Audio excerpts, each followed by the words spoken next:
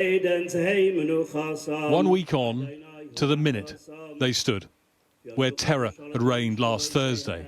This Thursday, a show of resilience. In prayer and mourning for the victims, and a reflection of how and why it could happen at a place of prayer.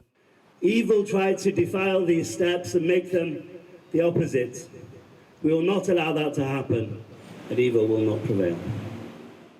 Among those there, friends and family of Adrian Daulby and Melvin Cravitz, who lost their lives that day. The presence of so many police as reassurance to this community, a reminder also that they'd been warning of just such an attack.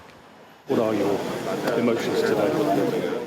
Still one of mourning, still one of fear, a sense of isolation. We feel very alone as a community, and one of anger. Very, very angry that this happened, that this was allowed to happen, and fearful that it will happen again.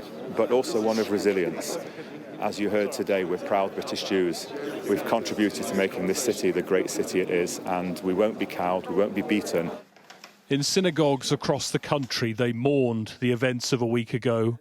There was a moment of reflection here in Maidenhead. In London, too, they paused to remember the victims, in silence, in assembly, at the Oasis South Bank Primary School. And, in the words of the mayor, places of worship must be safe havens, and Jewish communities must be able to live and worship free from the fear of harassment, intimidation or violence.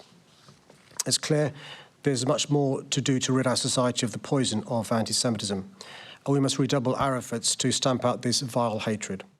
In Manchester, Jewish leaders say an upcoming gig by the controversial punk rap duo Bob Vylan shouldn't go ahead if they are being listened to.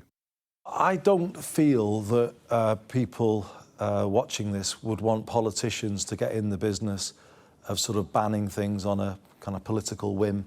No, I'm not saying this is on a whim, because obviously there is a call, but I don't think it's our role really to do that. The father of the attacker, Jihad al Shamie, chose today to call on people to stand together, united, vigilant and compassionate, he said, to prevent such attacks. For this community, it's clear there is still much more needed if it is to feel safe. Greg Milam, Sky News, Manchester.